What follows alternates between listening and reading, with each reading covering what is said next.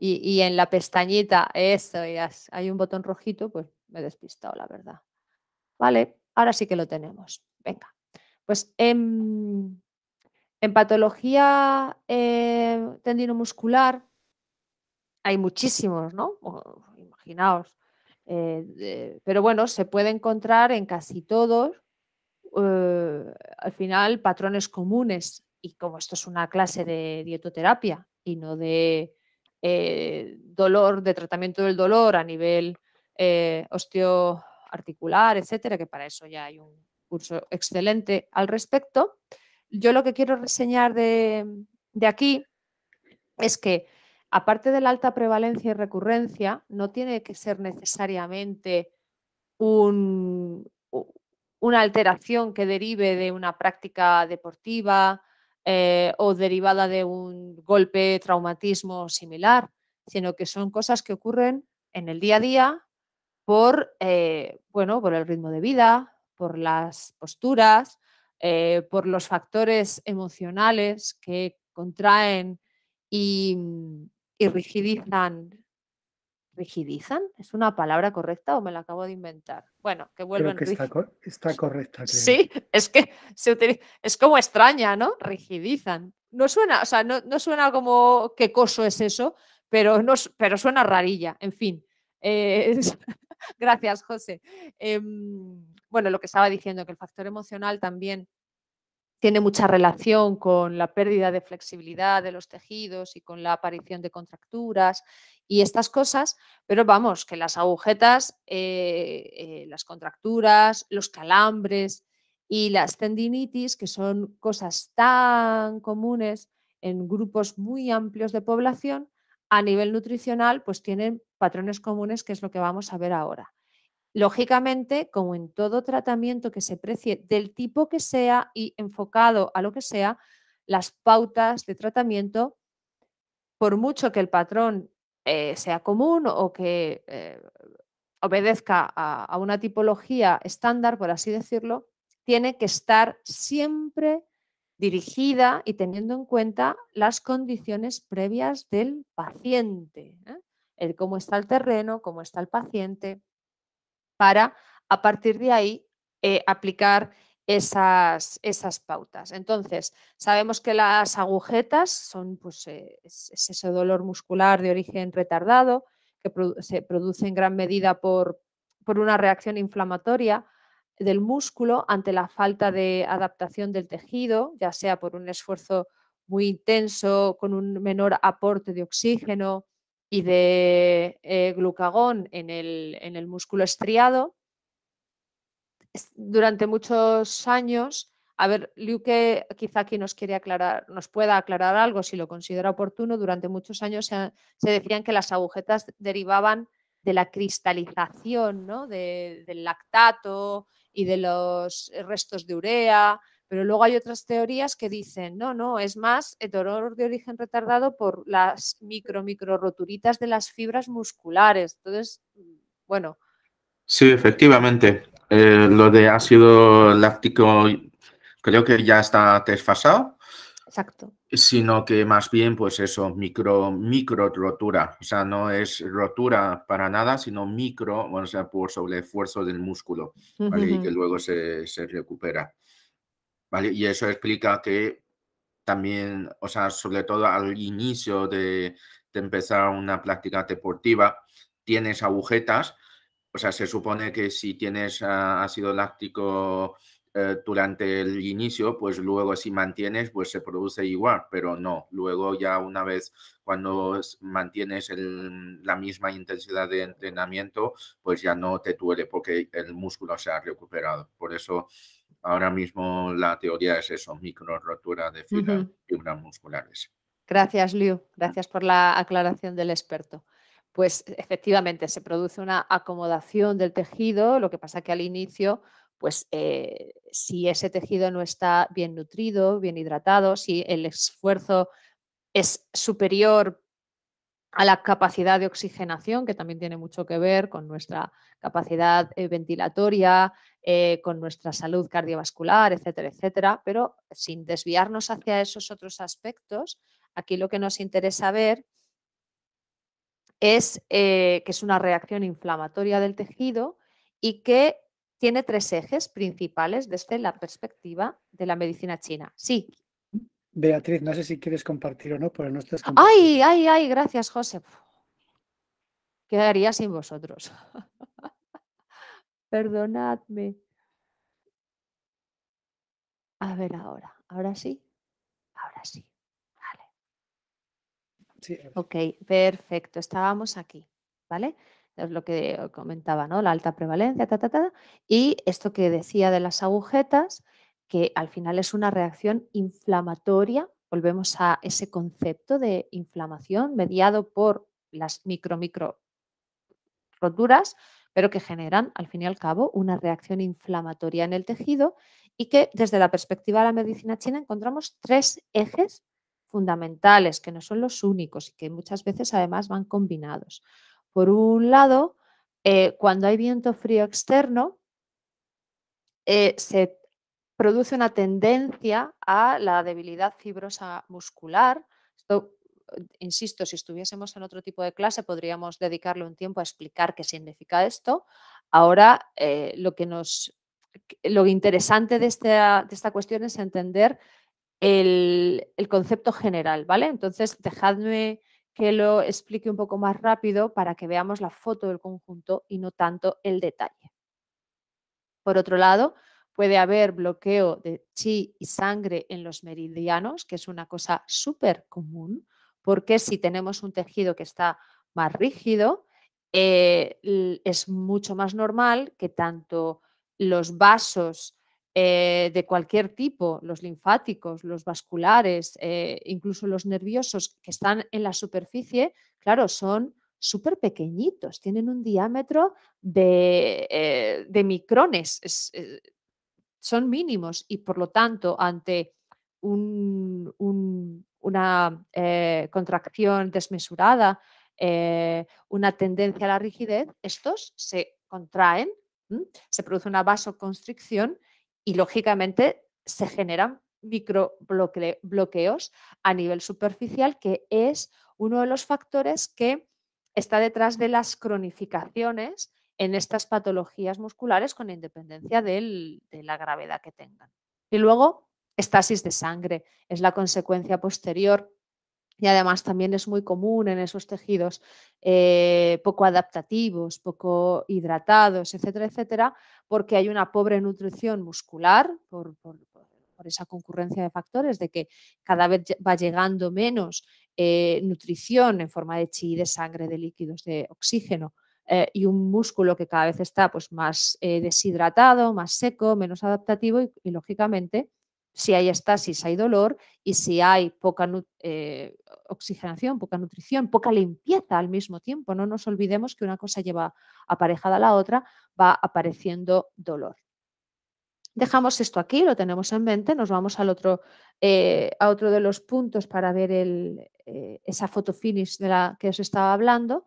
Vemos, por ejemplo, en los calambres, que también es algo súper común, que además, con independencia o no de una práctica deportiva o de una actividad, porque puede que no hayas hecho práctica deportiva, puede que unas agujetas te aparezcan después de haber estado, yo qué sé, recolocando muebles en casa, una mudanza o algo así, dices, joder, eso parece como muy poca dosis ya, pero es que depende de cómo esté la persona. Hay gente que con muy poquita dosis de patógeno, por así decirlo, como pueda ser mover muebles en casa, le pueden no aparecer agujetas. Entonces, y a otros no nos aparecen jamás.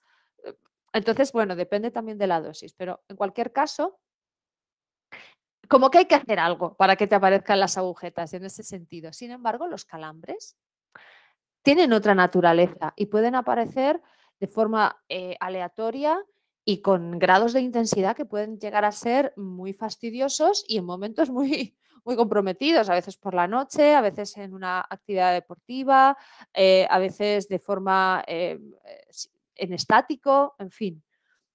Una de las teorías te dice que hay un espasmo muscular por un déficit de micronutrientes, especialmente a nivel de minerales. Recordemos que los minerales, el calcio, el sodio, potasio, etcétera, son los grandes cofactores que median en las reacciones de contracción de los músculos y ya no solo en la contracción, sino en los procesos celulares de intercomunicación entre la célula y el medio extracelular, que puede ser, pues eso, la liberación de sustancias desde un medio interno celular al medio externo y viceversa. Por tanto, estos minerales, cuando están en déficit, alteran mucho la dinámica corporal en general, pero la muscular en particular. Y luego, nuestra perspectiva, volvemos a lo mismo, viento y frío externo que obstruye los meridianos, esto es una mala circulación junto con frío, que el frío, ¿qué es lo que hace? ¿Cuál es una de las características básicas del frío? Que contrae, que lentece. Si ya tenemos un tejido que no está muy allá por esos déficits, por esos déficits de minerales, encima si hay frío, pues la mala circulación es todavía peor porque genera esa contracción a nivel vascular de la que hablábamos antes. Otra concurrencia de factor patógeno externo es viento y humedad, que también obstruyen los meridianos. En este caso seguimos teniendo mala circulación, pero la humedad lo que va a hacer además es generar pesadez y en algunos casos distintos grados de edema, desde los primeros signos de fobia hasta edemas francos. Entonces ahí ya no solo tenemos mala circulación, sino que además empieza a haber un problema con la distribución de los líquidos, por lo tanto también con la hidratación de los tejidos y con el buen estado de todos los tejidos, ya no solo musculares, sino conectivos, la matriz extracelular, la fascia, los tendones, los ligamentos. Pensamos un poco más allá del músculo, pensamos en todo el sistema musculoesquelético, tendinoso, etcétera, articular, etcétera, etcétera, y lo que la humedad en este caso puede obstruir, enlentecer, generar pesadez, etcétera, etcétera. Después, insuficiencia de yin, shue de hígado.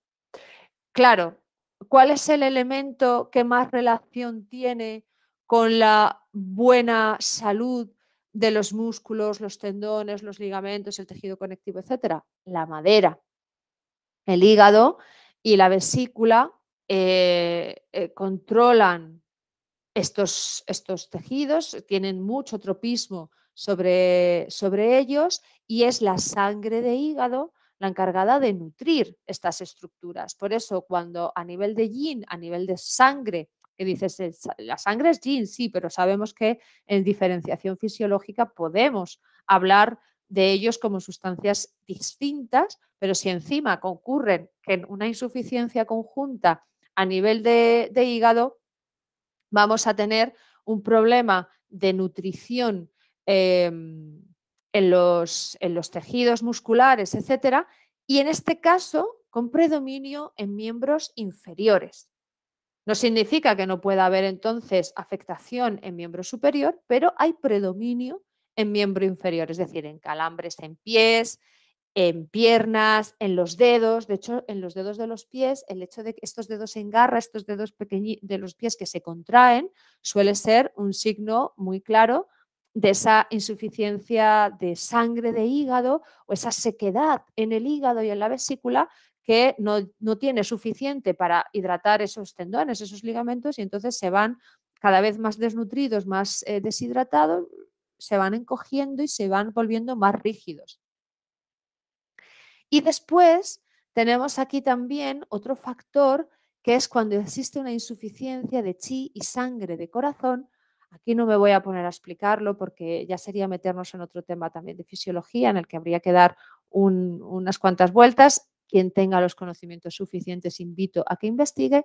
Quien no, ya llegará el momento en que lleguéis a esto y lo podréis entender. Pero en cualquier caso, lo que quiero explicar en este sentido es que cuando existe este factor, que muchas veces va aparejado a otros, por supuesto, pensad siempre que las combinatorias son infinitas, es decir, que aunque haya un predominio de No significa que sea el único factor, pueden estar entremezclados, de hecho suelen estar entremezclados, pero en este caso los calambres de predominio nocturno tienen relación, que no exclusiva, pero bastante relación, con una insuficiencia de chi y sangre de corazón. Seguimos, vamos a ver esta tendinitis, que es la inflamación aguda o crónica, dependiendo, claro está, del estado de los tendones, debidos en gran medida a una situación mecánica, es decir, movimientos de repetición. Claro que puede haber tendinitis por un traumatismo o un tipo caída, golpe, no es lo más habitual. Lo más habitual es un desgaste mecánico que fricciona los tejidos, en este caso tendinosos, y va generando esa inflamación que, dependiendo de cuánto haya sido la exposición de la dosis, tanto en tiempo como en intensidad, va a generar pues, que sea agudo o crónico. Lo que nos encontramos fundamentalmente, viento frío y humedad en los meridianos, ¿vale? Congestión, alteración primaria por ese sistema superficial que no protege bien y que deja pasar al viento, más humedad, que es lo que ayuda, clean, es una ayuda, no es una ayuda lo que genera la cronificación, junto con insuficiencia de chi sangre, porque esta concurrencia, lógicamente, de los factores patógenos en los meridianos va a empobrecer, enlentecer y dificultar la llegada del chi y de la sangre, y entonces en esos tejidos va a haber una insuficiencia de chi y de sangre. Ok, y las contracturas, pues es algo habitualísimo, habitualísimo. ¿Conocéis a alguien que no tenga o haya tenido contracturas? Es casi imposible. Es casi imposible, es como conocer a alguien sin móvil. ¿Conocéis a alguien sin móvil? Pues entonces tampoco conocéis a alguien sin contracturas. Por supuesto, pueden venir derivadas de una práctica deportiva, pero lo más habitual es que estén ocasionadas por malas posturas, tanto estando sentados como de pie, también dormidos, porque las tensiones acumuladas durante el día muchas veces manifiestan en la noche con posturas extrañas o bruxismo, etcétera, etcétera. Mucha relación con factor emocional también. Suelen ser crónicas cuando se trata del estrés, y en este caso esa cronificación genera como un círculo vicioso donde el estancamiento de chi sangre cronifica aún más, y la cronicidad aumenta el estancamiento de chi y de sangre. Hay una estasis sanguínea superficial, lógicamente, porque no se produce un movimiento adecuado de sangre, porque no hay un movimiento adecuado de chi, y por lo tanto la estasis sanguínea que congestiona más los tejidos y genera ese dolor. He dicho de chi, quería decir de sangre, disculpadme. Y el patrón común que encontramos en estas situaciones es la sobrecarga tisular con inflamación, la mala hidratación, la mala nutrición, que en ellas incluyo, por supuesto, la mala oxigenación, y la pérdida de elasticidad y adaptabilidad de los tejidos, que están diseñados para que sean muy flexibles, muy adaptables. Es decir, pertenecen a la esfera de la madera, y sabemos que la madera en un estado fisiológico sano tiene esa cualidad, la suavidad de la madera, que es lo que le permite expandirse, crecer y adaptarse de una manera armónica y sin esas rigideces.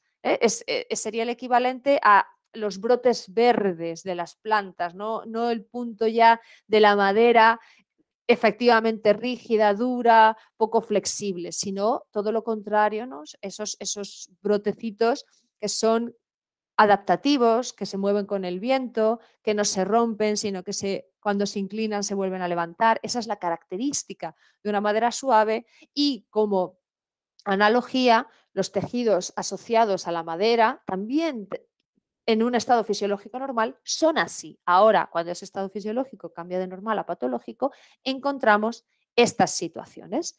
A nosotros, desde nuestro punto de vista nutricional, ¿qué nos interesa? Un buen balance hídrico. Si hay poca hidratación, si hay poca flexibilidad, si hay insuficiencias Si hay congestión en los tejidos, vamos a tener que tener un buen balance hídrico, vamos a tener que aumentar la capacidad de hidratación de esos tejidos. ¿Eso significa necesariamente beber solamente agua? No. También tendremos que decirle a nuestro paciente que un buen trabajo con fisioterapia para que libere los tejidos, para que al abrir la fascia permita que se mueva mejor la circulación y por tanto lleguen los nutrientes, etcétera, etcétera. Es un trabajo combinado, claro, pero que nosotros les podamos decir, mira, si te está pasando esto con mucha frecuencia, además de ir al fisio para que también te trate, etcétera, tienes que hidratarte bien. E hidratarte bien significa beber fundamentalmente agua. Incluso les puedes recomendar hacerse su propia bebida energética casera, que es muy sencillo, muy fácil de hacer, o sus propios sueros de recuperación, como el suero que te tomas, que te ponen cuando a lo mejor has tenido una diarrea o, no sé, o una insolación, te lo puedes preparar en casa sin necesidad de meterle azúcares y cosas extrañas. Y en este caso, también recordarles que en una práctica deportiva, sobre todo cuando no es habitual, hay que beber agua. Pongo un ejemplo. Los colegas que de vez en cuando se reúnen los domingos por la mañana para jugar el partidillo de fútbol. Claro, no es lo mismo hacer esto con 20 años, que el cuerpo responde a lo que quieras, se adapta a lo que quieras, da igual si a la noche anterior se acostó a las 4 de la mañana, es que con 20 años las cosas funcionan de otra forma. Pero resulta que este que se va al partidillo que tienes delante ya está en los 39, que no es que sea una edad... Es decir, que se sigue siendo joven, pero no se tiene 20 años, ¿ok? Entonces, no están habituados a hacer deporte de forma habitual, pues se ponen a correr con encima de lo que es el fútbol, con paradas, sprint rápidos, no sé cuántos, y acaban hechos polvo y después de esto se van a tomar las cañas. Oye, ¿has hidratado bien?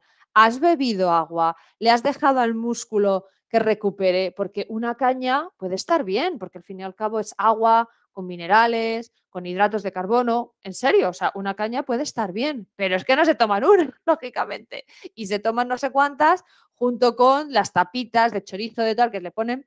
Claro, ese músculo que acaba de venir de hacer un esfuerzo para el que no está acostumbrado, encima luego ni siquiera se le alimenta adecuadamente. Entonces, son estas cosas pues, que hay que pensar cuáles son las circunstancias o lo que sea, o otra situación distinta.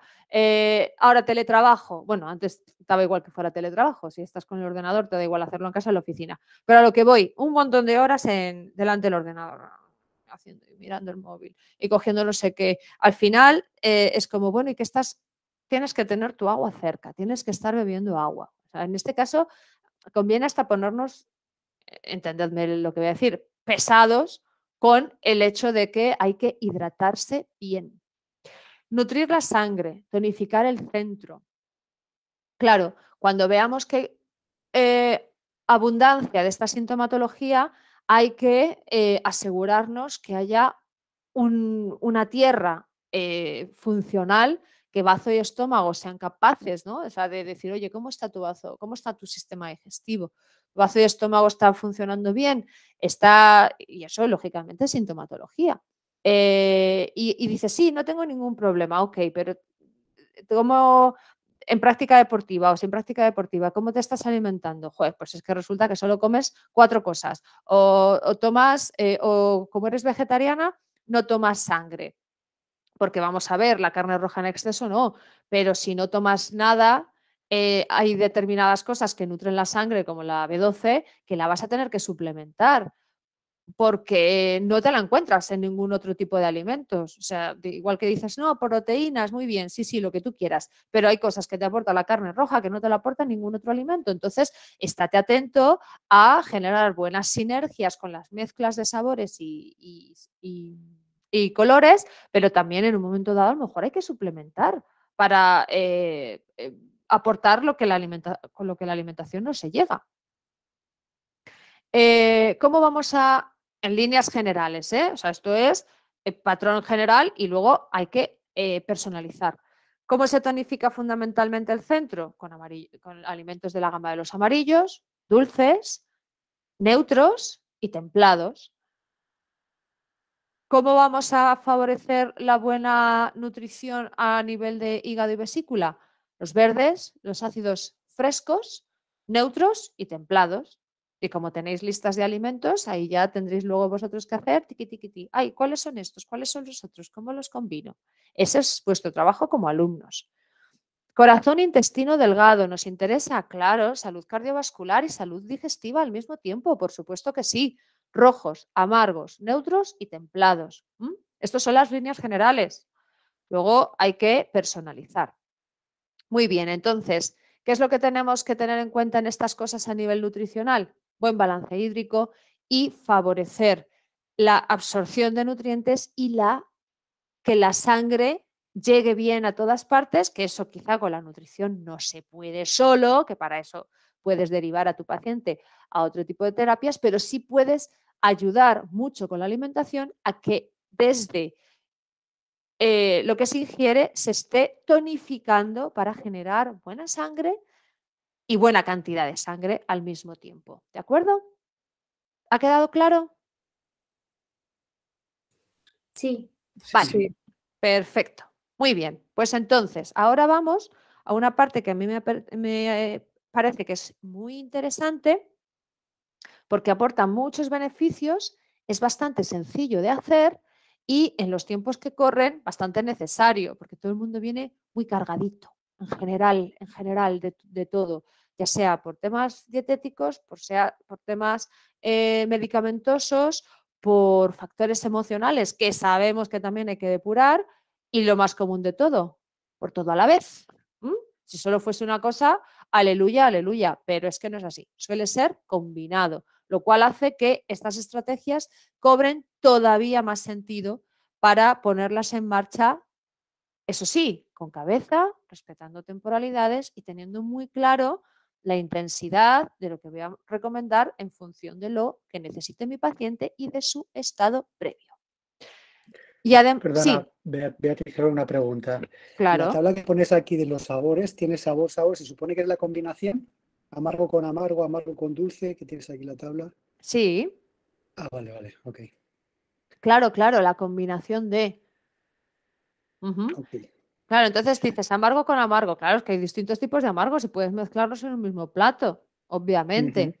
Entonces, ¿me interesa hacerlo siempre? No, pues a lo mejor voy a hacer alguna recomendación más en ese sentido cuando quiera potenciar más las funciones digestivas y al mismo tiempo drenar humedad, que es una situación pero común y común. O sea, es decir, muy habitual. Y solo Sí, pones sí, la sí. combinación de dos sabores nada más, o sea, es que... Claro, como patrón básico, después puedes Ah, mezclar otros, pero es decir, si estáis empezando a hacer esto, tenéis todo igual, todo tiene una dosificación y el aprendizaje es otro. Entonces, vale. si aún no sabéis manejar los conceptos y estáis aprendiendo ahora y tenéis que entrenaros en ese manejo, si os metemos tablas de combinación de 4 alimentos cuando aún os cuesta entenderlas, no entender, sino rodar con fluidez en vuestra cabeza y en vuestra práctica con lo que hace un sabor, ¿para qué voy a meteros 4? Os vuelvo locos, no, sería inaplicable. Sería Hombre, inaplicable. sí, entonces el tema es que cuando tú combinas sabores se producen sinergias y se producen efectos distintos que no es la sumativa de efectos de sabores. ¿O sí? Depende de lo que quieras conseguir.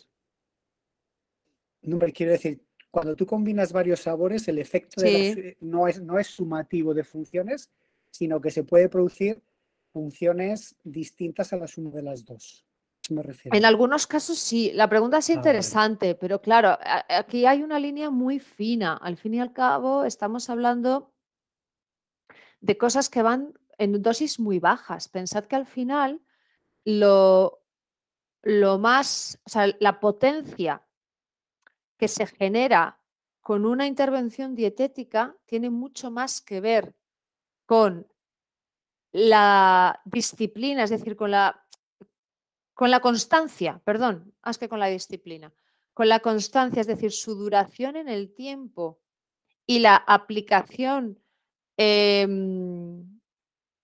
paulatina, ¿no? La incorporación paulatina de diferentes variables que lo que pueda suceder en una comida a la vez, porque al fin y al cabo es una dosis muy baja.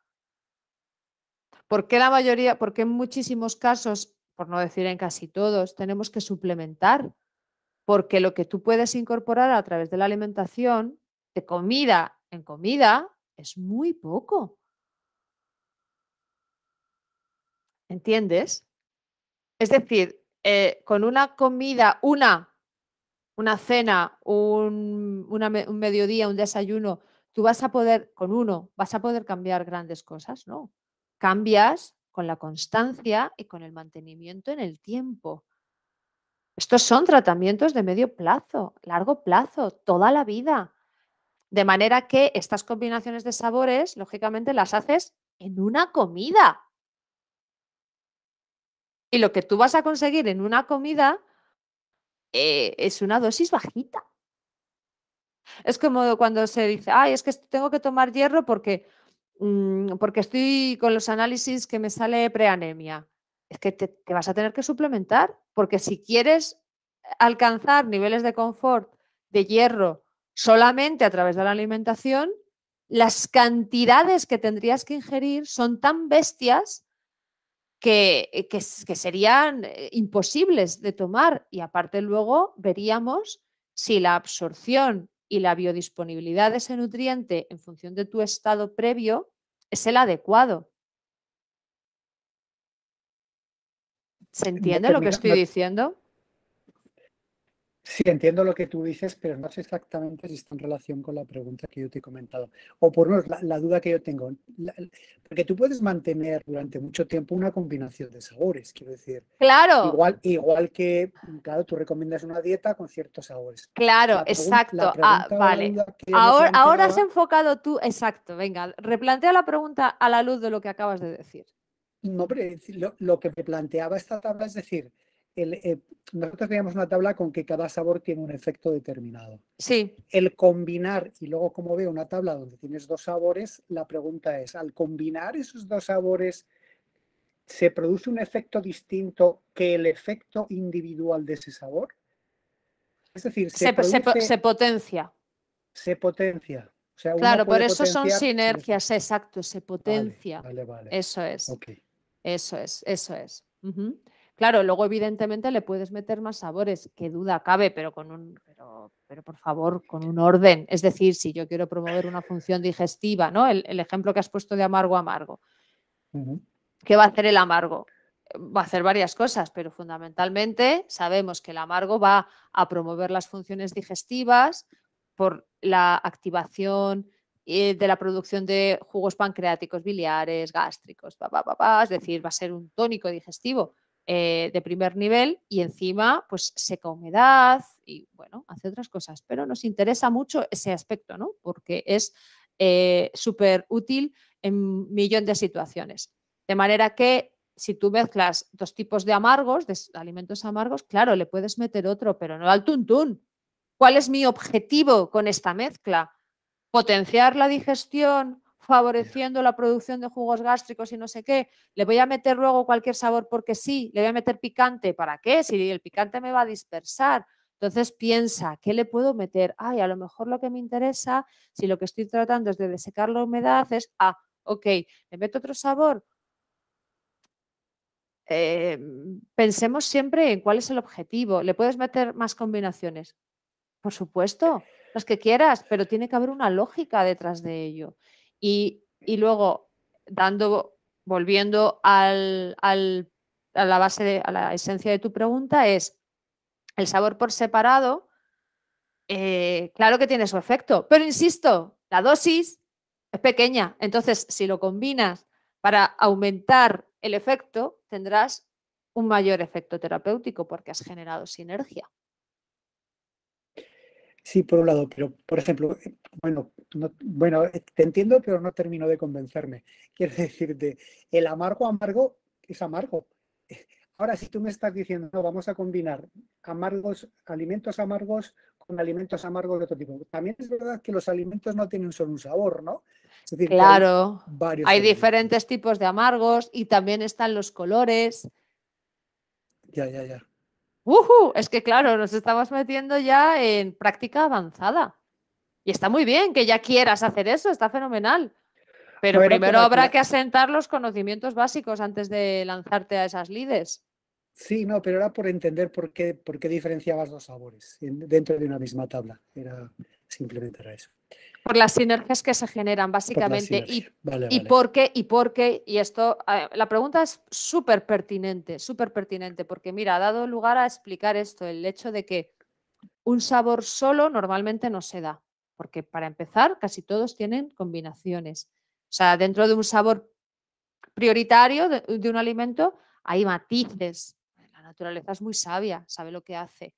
Pero es que además, aunque tú solo dieras un tipo de sabor, aparte de que la dieta sería aburridísima, en una comida, la dosis, insisto, es que es clave, sería muy baja y quizá no conseguirías el efecto buscado solo con un sabor, aparte de que es muy difícil generar una dieta variada y equilibrada sin hacer sinergias. Otra cosa es que ya, insisto, que esto es práctica avanzada, digas, venga, pues ahí ya tienes tus tablas de diferentes alimentos amargos y entonces dices, vale, esto lo voy a combinar así o así y porque quiero potenciar el efecto de este sabor o me interesa que haya en casi todas las comidas alimentos amargos porque tiene esa característica de digestión y humedad, pero le voy a poner otro tipo de sabor, por ejemplo, un dulce de un hidrato de carbono complejo como, yo qué sé, arroz integral, para además nutrir más la tierra, que ya no solo es que está generando esa producción de jugos gástricos con los amargos y depurando un poquito y con ello drenando humedad, sino que como tengo la tierra un poco bajita, le meto dulce a través de un hidrato de carbono complejo para que además me nutra la tierra y esto que yo le estoy metiendo de amargo sea más digerible, más asimilable. Vale, vale, ok. Pero muy bien la pregunta, ¿eh? De pensar y de no dar por hecho de, mira, una tabla, me lo aprendo como un... No, no, no, no, muy bien, muy bien planteada, sí, señor. ¿Alguna otra preguntita, compis? Bueno, estas cuestiones probablemente os surjan a medida que reviséis, que pongáis en práctica, tal. Bueno, pues como tenemos el chat, estas cosas se pueden ir respondiendo a posteriori porque normalmente las dudas suelen aparecer un poco más tarde. Vale, entonces estábamos con esto y vamos a ver las estrategias de ayuno y depuración, que son estrategias de refuerzo. Bueno, básicamente lo que queremos con estas estrategias de refuerzo es ayudar a la regulación orgánica y al equilibrio interno en base a principios muy básicos que ya hemos mencionado y que yo me he encargado de repetir y de machacar prácticamente en cada clase que hemos dicho. Tanto el ayuno como la depuración, más allá de todos los efectos detallados que podemos ir generando, ¿cuál sería el principio básico que vamos a obtener con ello? Si restringimos ingesta, ayuno, y depuramos, como efecto general, ¿qué vamos a conseguir? Limpiar. Sí, justo eso es lo que quería escuchar. Perfecto. Claro, pero a base de limpiar, regulamos, efectivamente. Quitamos carga tóxica, quitamos excesos, quitamos cosas que no nos convienen, que están ahí estancadas, que no se pueden eliminar porque el cuerpo ya no da más de sí o porque no es eficaz y no sé cuántos. Y al quitar lo que nos está haciendo daño, lo que nos está entorpeciendo, lo que nos está ensuciando, de manera inmediata se regula. Que luego tenemos más opciones, por supuesto, y tenemos más acciones, claro que sí, pero esa es la manera de entender el concepto general. Lo que queremos con esto es limpiar. Claro que sí, muy bien, perfecto. Ahí lo vais siguiendo, genial. Vale, entonces tenemos por un lado el ayuno, que ahora además sabéis que se ha puesto muy de moda, lo del ayuno intermitente. Es una práctica estupenda, pero claro, hay que saber dónde, para quién, dónde no, cuándo, cuáles son los momentos adecuados, también las estaciones del año, igual que la depuración. No es lo mismo hacer una depuración en pleno invierno que en pleno verano, que en momentos interestacionales. Siempre hay momentos mejores que otros u algunos directamente casi contraindicados en función de las personas y los estados previos que cada uno traiga. Entonces, básicamente, ¿qué es un ayuno? Es hacer una restricción de la ingesta para reducir la sobrecarga digestiva y hepática. Por supuesto, tiene múltiples beneficios porque si tuviéramos más tiempo nos meteríamos un poco a ver cómo el metabolismo al cesar de recibir alimento, que no bebida, o sea, la ingesta hídrica sigue siendo permitida, al dejar de recibir alimentos, sobre todo a unas determinadas horas, por eso el programar los ayunos en determinadas horas no es baladí, tiene muchísima repercusión sobre los efectos positivos de ese ayuno.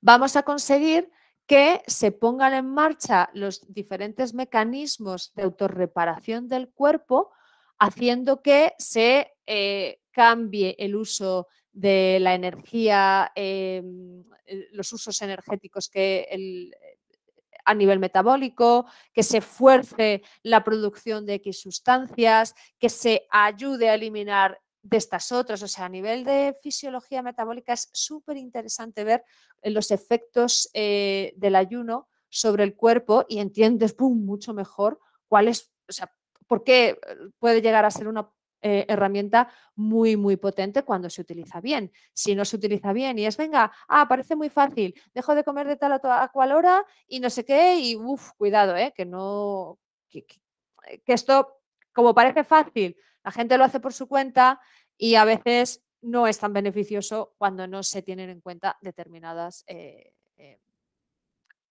precauciones.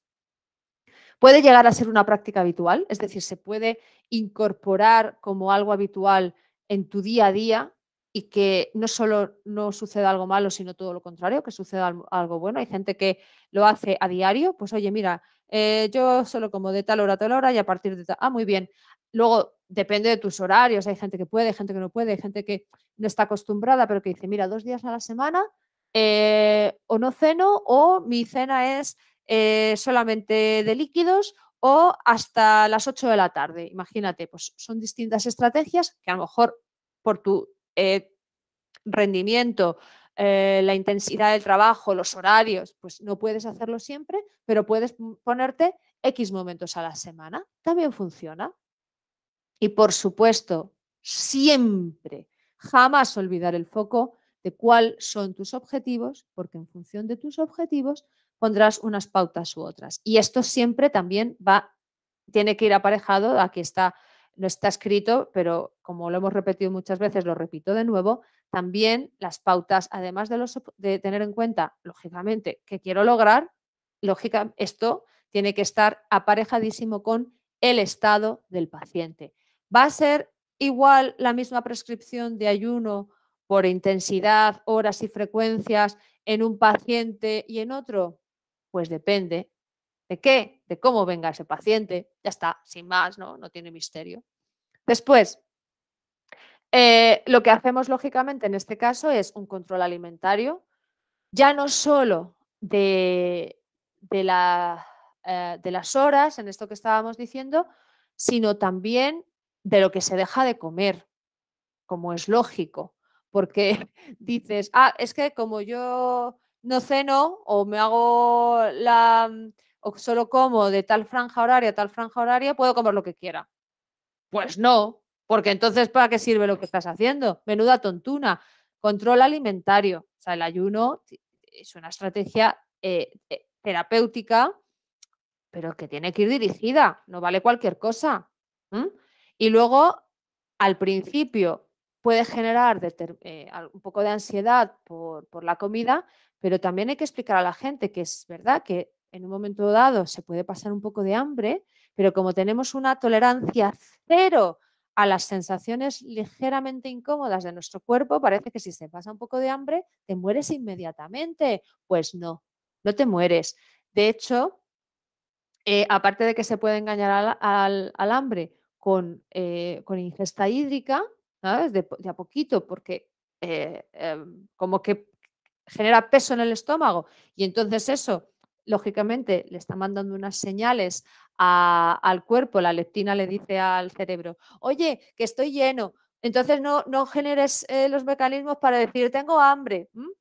Y luego, por supuesto, que es una sensación a la que uno se acostumbra y que te acostumbras muy rápido porque no nos olvidemos que el estómago es alemán, es un señor muy organizado y muy cuadriculado que acepta rápidamente los cambios. Por supuesto, entendedme con lo de que es alemán, ¿no? Es una pequeña broma.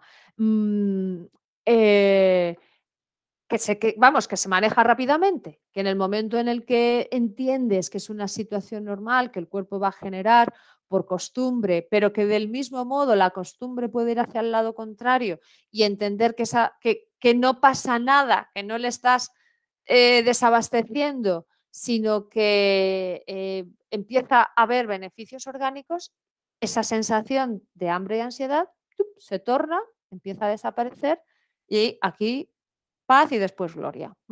Así que se puede manejar rápidamente y de forma muy sencilla en ese aspecto. Estoy viendo los patrones generales, ¿vale? Ahora paramos un poquito. Bueno, entre sus beneficios, perdonad, iba demasiado rápido. Vale, son las 13, hay 5, paramos. Entre sus beneficios así más inmediato, tenemos, pues, lógicamente va a ayudar a la pérdida de peso y volumen. También vamos a tener una prevención y un control sobre los niveles de glucosa en sangre y esto cuando existe ya manifestación de insulinoresistencia es particularmente útil. Va a favorecer el uso es un poco lo que os decía, ¿no? Que si tuviéramos esa opción de ver a nivel metabólico lo que ocurre, pero bueno, yo os lo estoy resumiendo ahora. Va a favorecer el uso adecuado de las grasas corporales y de las reservas corporales. También va a iniciar la apoptosis, que es la muerte celular programada, porque todas las células del cuerpo se renuevan cada X tiempo.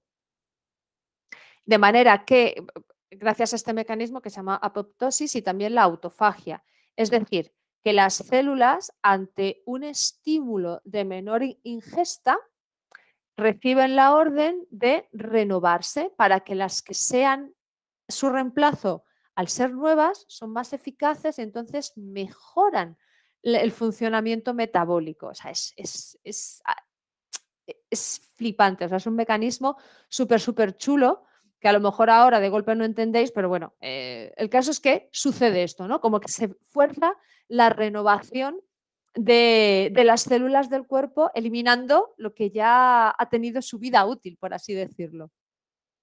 Aumenta los niveles de energía y mejora la concentración y la memoria, porque al reducir la ingesta y reducir la sobrecarga, también se deja más recursos para otras funciones orgánicas, como por ejemplo las cognitivas, que muchas veces son las que se ceden para que otras funciones de inmunidad, o sea, de más supervivencia, tengan lugar. Cuando hay situaciones de enfermedad o sobrecarga por algún tipo u otro de origen. ¿Qué más? Disminuyen también la presión arterial, los niveles de colesterol en sangre.